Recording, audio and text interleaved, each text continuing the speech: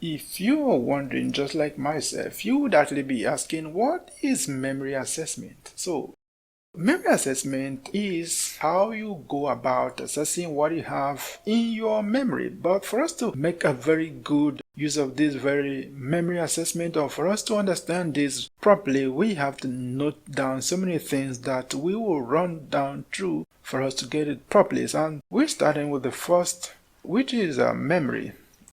So we have to know what memory is. The second one is that we have to know the ways of assessing this very memory. And the third part of it is that we have to note down some tips of ways of assessing memory. Tips. The fourth being that there's something called neural activity. This is something that we have to have at our fingertips. And the fifth, which is the last but not the least, is a brief summary. This is not brief. This is not brief. Okay, we have a brief summary here. Brief summary with kind of a practical example of what memory assessment is, or the ways we can go about having access to a memory. So quickly we'll be looking, let's see what we can actually cover in this very video, whether we can cover memory, the ways of assessing the memory, the tips, and the neural activity. So in our next video, we will be keeping this pending. To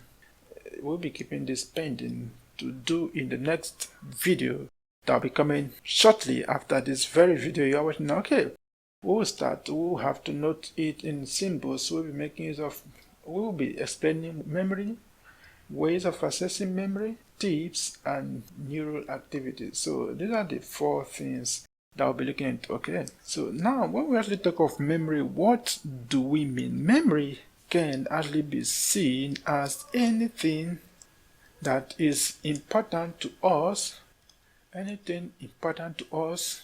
which we want to remember. As a student, you know those things that are important to you. It may probably be how to recall what you've read, how to remember in examination hall, how to pass your examination very well, and how to be on top of a class. All these things are the kind of memory that I believe that you want to remember. That's why we're talking about memory assessments. Next, we have the ways we can actually go about solving or assessing this very memory we are actually talking about. And basically, we have two ways for us to have access to this very memory we're talking about. And those two ways, they are the recognition and recall. We have recognition here, and the next we have is recall. If you are as curious as myself, you will be like, we have to know what recognition is and what recall is. Recognition has to do with, having access to memory. You are using something physically present to have access to the memory, while in recall, you do not have anything. You have nothing present. Alright, you have nothing present to aid you in recalling the memory or calling the memory you have in the past to awareness. So these are the basic things that you have to do. Recognition has to do with something like comparison. You are just trying to compare what you have to what you have in your memory. Okay, let us say you are just seeing someone, and in your mind, maybe you are thinking you must have seen this kind of person before, and you are actually trying to figure out where and when you've actually seen this very person. So, and you can actually say, yes, I recognize you. You're not so person, and the person will say, yes. So that is what we are talking about when we say recognition. And in recall, you have nothing present to even say, I'm using this to, try to recall what is in the past. You are really trying to do it on your own.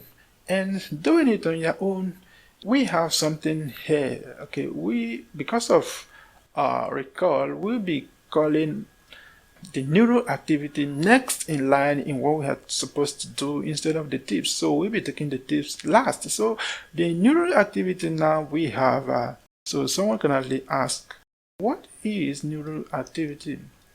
So neural activity is just the way that your brain stored information when it acquired it first. The way you go about storing information the first time you are making it can go a long way in helping you to recall it or in helping you never to recall it. So you be careful the way you store information.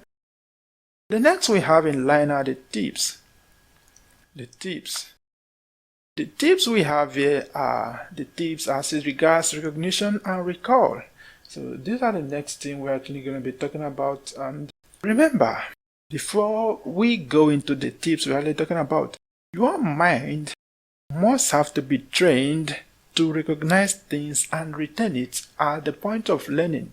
So it's a very important advice that mindset has to be trained to recognize and to do what? To recall. If you don't do that, you'll be having so many problems when it comes to recognition and recall. So mental disposition is something that you cannot do without. Okay, quickly we'll be looking into those tips, and the first tip here is that you have to make a careful observation. So if you want to go about having a good recalling and recognition technique, you must have to observe very well, especially at the point of learning or at the point where you want to get something that you want to recognize in future or you want to recall in future. The second part of it is that you must have to note down some features. Note some features that will help you do that. Because believe you me, if you don't note some features, it's gonna be not that easy the way you see it. Because that very day you will be, trying to do your recognition and to do your recall, you're gonna be seeing so many things coming into your mind and kind of giving you confusion. So you must have to treat that with caution. And the next we have in our list is knowing the position of parts. Alright? Position of parts must be well noted in the time of your careful observation or investigation or noting some features.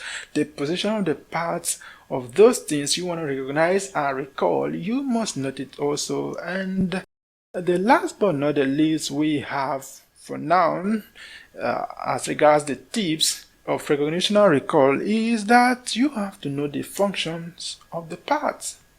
Function of parts.